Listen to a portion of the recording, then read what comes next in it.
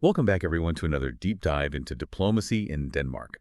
This is number 9 in the series, and we're continuing to explore Diplomacy and International Relations by Bastian Freiborg. Right. As always, quick reminder, this is all AI-generated but fact-checked by Bastian Freiborg himself. Yeah. And today we're going to be looking at how does traditional diplomacy stay relevant in a world that's constantly changing? Yeah. That's a big question right now. Yeah. And it's interesting because the sources are kind of challenging our traditional view of like, what even is diplomacy and who does it? It's not just these diplomats in pinstripe suits. Right, yeah. And actually that leads perfectly into this quote that I pulled from the foreword Okay. that I thought was so interesting. It says, "Today we are all diplomats." Mm-hmm. What does that even mean? Well, I think it's less about like formal titles or, protocols. Right. And it's more about understanding that diplomacy is being done by a lot of different actors now. So, like, who are these unexpected diplomats? Well, the source talks a lot about, the role of the royal family in promoting Danish values and interests abroad through their state visits and engagements. Yeah. And those aren't just ceremonial either. They often have a very strong economic and political agenda. Yeah, I remember reading about the Crown Prince's visit to India a while back. Right. And it resulted in this huge deal for Danish wind energy company. Exactly. That's economic diplomacy. Yeah. In action. Hmm. And it's not just the royal family. The source also talks about, municipalities and regions. Okay. They're forging international partnerships through things like sister city programs. So it's happening at the local level, too. Exactly. It's happening everywhere. And then, of course, there are businesses, NGOs, universities, Right. even cultural institutions, all contributing to Denmark's, global presence in different ways. So the playing field has definitely expanded. Absolutely. But that kind of begs the question with all these new players, is the Ministry of Foreign Affairs becoming less important? I think that's a natural question to ask. Yeah. But the source actually argues that the MFA is more crucial than ever, Really? even in this more complex diplomatic world. Why is that? Well, for one thing, I think the global landscape itself is just so much more complex than it used to be. Okay. We're dealing with all these interconnected challenges like climate change, Right. security threats, economic instability. Right. And the MFA is really essential for coordinating Denmark's response to these issues and making sure that there's a coherent foreign policy strategy. So it's about having that central hub, Yes. that nerve center Exactly. that manages all these different diplomatic threads. Exactly. And in fact, the source talks about how Denmark's approach to this kind of integrated diplomacy, Okay. where development and security and foreign policy are all kind of interwoven, is actually being studied by other countries as a potential model. Wow. So they're ahead of the game. Yeah. So it's not that the MFA is being replaced, but it's more like their role is evolving I think so. to become more of a conductor, orchestrating all these different, diplomatic instruments. I like that analogy. Yeah. Yeah. And let's not forget, the MFA also has a proven track record. Right. The source mentions their successes in things like coordinating EU policy and developing world-class development initiatives. Right. Denmark has a very strong reputation on the global stage. Exactly. And the MFA has definitely played a big part in building that. Absolutely. I'm curious, though, to learn more about how traditional diplomacy itself is adapting to this new reality. Yeah. Like, what about state visits and multilateral negotiations? Are those becoming relics of the past? Well, that's a great question, and it's something the source addresses directly. While there's this perception that classical diplomacy might be fading in relevance, the reality is it remains a vital tool, particularly when it comes to building those high-level relationships and navigating complex geopolitical issues. Yeah, I can see how those face-to-face interactions would be crucial, in situations where trust and personal connections are so important. Exactly. And the source gives some pretty compelling examples of how classical diplomacy is still very much in play. Let's take state visits, for instance. Okay. We already touched on the royal family's role, but government ministers are also constantly engaged in these types of visits, often with large delegations in tow. So it's not just about pomp and ceremony. No, not at There's all. a real strategic element to these trips. Absolutely. The source highlights how these visits, particularly in recent years, have taken on a much stronger focus on economic diplomacy. For example, you mentioned the Crown Prince's visit to India, which led to that significant wind energy deal. Right. Well, that trip was meticulously planned to include meetings with key business leaders and government officials, all with the aim of fostering those economic ties between the two countries. It makes sense. Yeah. If you're going to go through all the effort of organizing a state visit, you might as well maximize its impact Right. by bringing along the people who can actually make things happen on the ground. Exactly. And it's not just about securing deals either.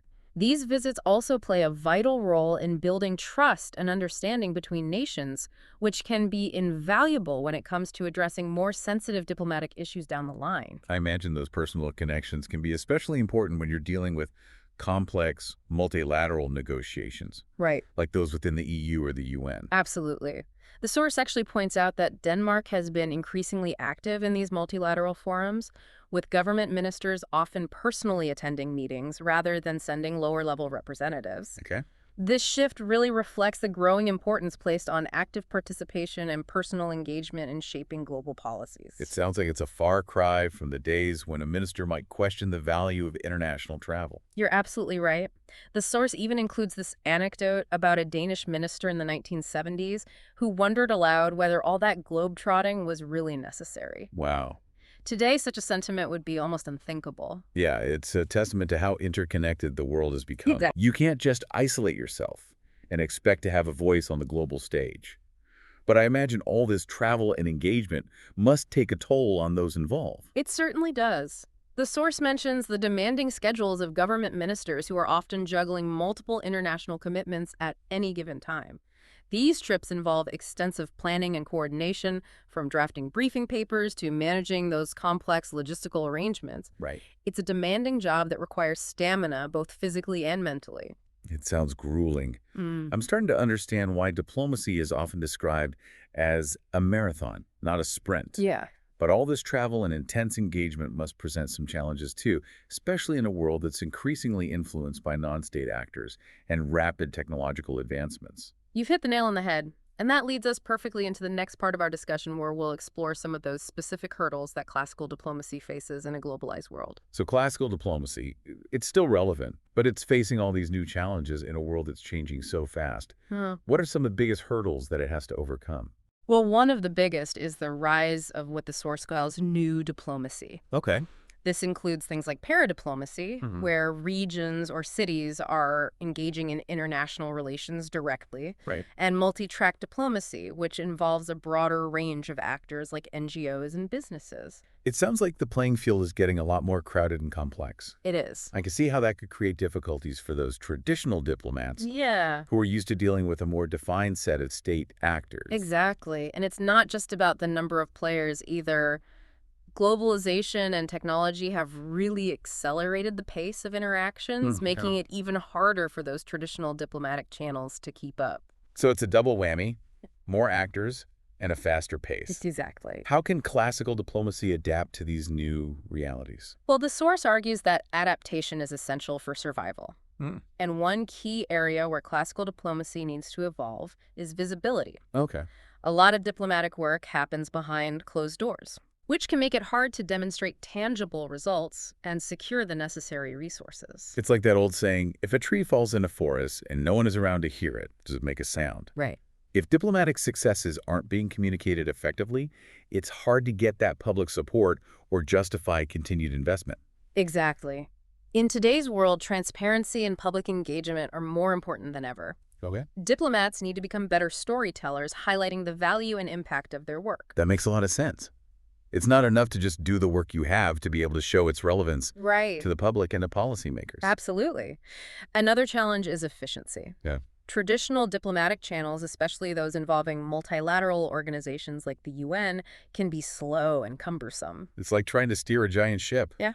It takes forever to change course. That's a great analogy. And in today's fast-paced world, that lack of agility can be a real handicap.